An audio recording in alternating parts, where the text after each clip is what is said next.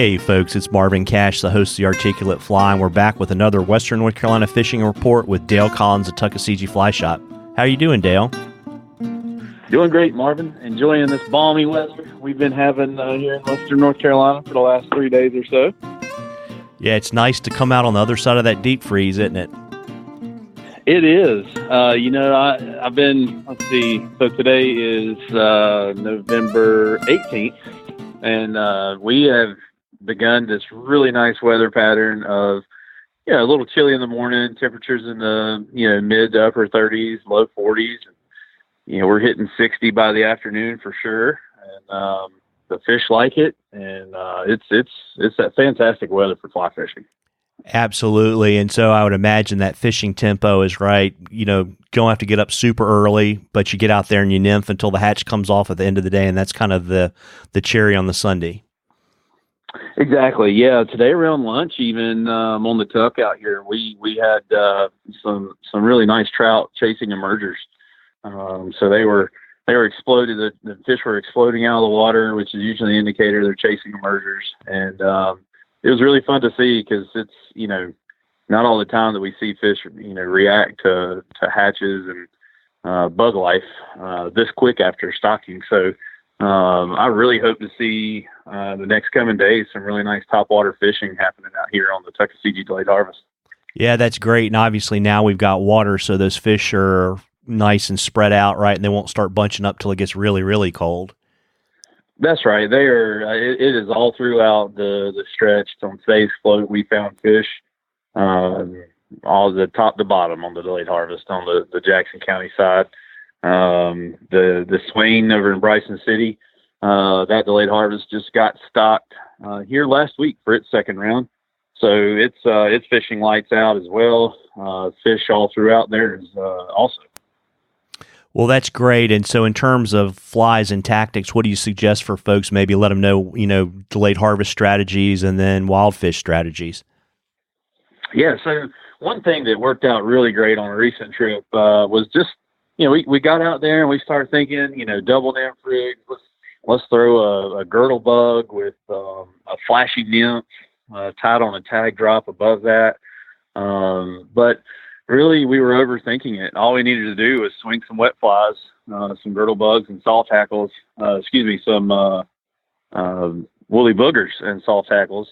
And they were lighting it up on the swing, and it was just fun. And that was a great reminder. I remember an old saying from a guy I worked with, paralysis from over-analysis. And I think sometimes in fly fishing, we, as anglers, do that often. So we kicked back and just swung wet flies and had a great day of it. Ended up probably between 50 and 75 fish, I'd say, for the trip. So that's one tactic that works really well on delayed harvest. Many listeners may know that, but I think sometimes we forget those easy things. Yeah, and it's one of my favorite ways to fish just because it's, you get that reaction bite from the fish that they feel like they're getting ready to miss out and they have to go chase. That's right, and you hardly even have to set the hook. They do the work for you. You just have to keep the line tight and bring them to the net.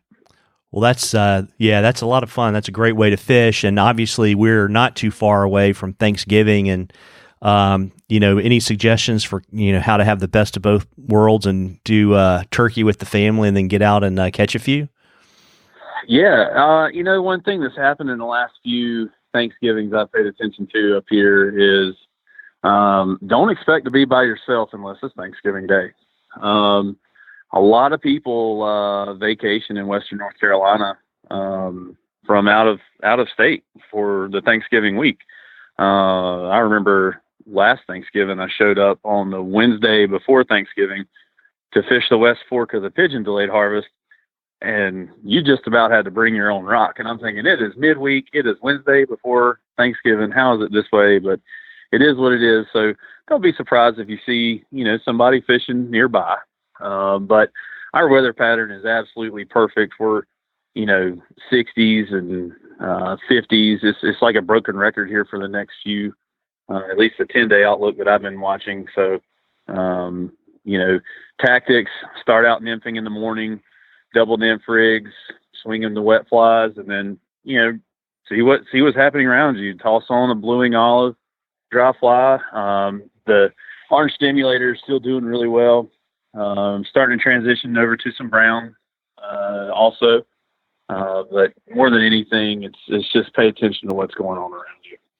Well, that's great advice. And folks, if you have a question for Dale, if you'll send it to us on the Articulate Fly Facebook page, we'll read it on the next report, and I'll send you some Articulate Fly swag, and you'll get entered into a drawing for a gift certificate from Tuckaseegee Fly Shop. Before I let you hop, Dale, why don't you let folks know where they can find you so they can stop by the shop or book one of your guides for a guide trip? Absolutely. We are located in downtown Bryson City and downtown Silva.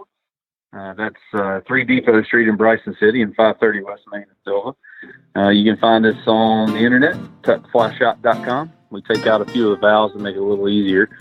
And then also on the social media outlets there at Tuck Fly Shop as well. Well, that's great. Well, folks, you heard it from the horse's mouth. You need to get out and catch some before we get into the colder early winter fishing, because it's fun, but it's a lot different. Get out there and catch a few. Get it while the getting's good. Absolutely. Tight lines, everybody. Tight lines, Dale. You too, Marvin. See you.